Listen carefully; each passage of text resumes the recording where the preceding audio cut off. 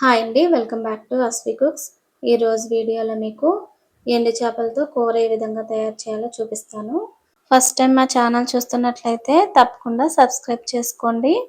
ముందుగా ఈ కూర తయారీ కోసం ఎండు చేపలను తీసుకోవాలండి. ఇవి మనకు ముక్కలుగా దొరుకుతాయి, లేదంటే చేపలుగా కూడా దొరుకుతాయండి.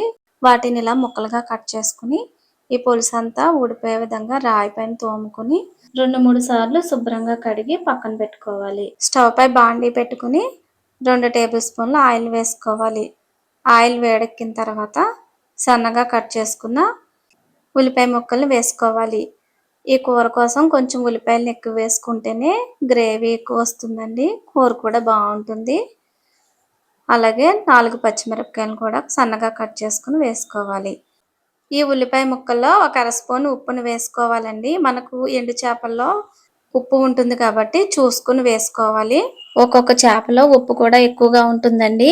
అలాంటప్పుడు కూరలో ఉప్పు కూడా వేయనవసరం లేదు. ఆ ఉప్పే సరిపోతుంది. ఉల్లిపాయలు ఈ విధంగా మగ్గిన తర్వాత మనం ముందుగా శుభ్రం చేసి పెట్టుకున్న ఎండు చేప ముక్కలను వేసుకుని 1 నిమిషం పాటు వేయించుకోవాలి. ఈ ముక్కలు ఇలా వేగిన తర్వాత 1 పావు స్పూన్ పసుపు, అలాగే మీరు తినే కారాన్ని బట్టి వేసుకోండి. ఇక్కడ నేను 1.5 స్పూన్ వేస్తున్నాను. ఈ ఎండు చేపల కూరలో మనకు కొంచెం కారం ఎక్కువే వేసుకోవాలండి, అప్పుడే బాగుంటుంది. ఈ కూరలో ఎటువంటి మసాలాలు కానీ వేయాల్సిన అవసరం లేదు. ఇప్పుడు కూర ఉడకడానికి సరిపడా వాటర్ వేసుకోవాలి. చూడండి, ఇక్కడ కొంచెం ములిగేటట్లుగా వేసుకుంటే సరిపోతుంది.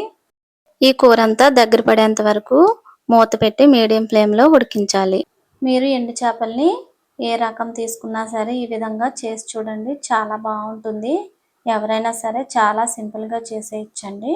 చూడండి, కూర అంతా ఈ విధంగా దగ్గర పడిన తర్వాత స్టవ్ ఆఫ్ చేసుకుంటే సరిపోతుంది. ఈ ఎండు చేపలతో కూర చేసేటప్పుడు కొన్ని రకాల చేపల్లో ఉప్పు ఎక్కువగా వేస్తూ ఉంటారండి. చూసుకుని జాగ్రత్తగా ఉప్పును వేసుకోవాలి. ఇక్కడ నేను వేసిన ఉప్పు కరెక్ట్గా సరిపోయింది. ఈ కూరలో కొంచెం నూనె, కారం ఎక్కువ వేసుకుంటే బాగుంటుందండి. కొంచెం కూర వేసుకున్నా చాలా అన్నం కలుస్తుంది. ఇలాంటి కూరలు మనం బయట ఎన్ని డబ్బులు పెట్టి కొందామన్నా దొరకవు. తప్పకుండా ట్రై చేసి చూడండి. ట్రై చేసి ఏ విధంగా వచ్చిందో కామెంట్ చేయండి. ఈ వీడియో కనుక మీకు నచ్చినట్లయితే లైక్ చేసి షేర్ చేసి ఛానల్ని సబ్స్క్రైబ్ చేసుకోండి. మరొక మంచి రెసిపీతో మళ్ళీ కలుసుకుందాం. Thank you for watching.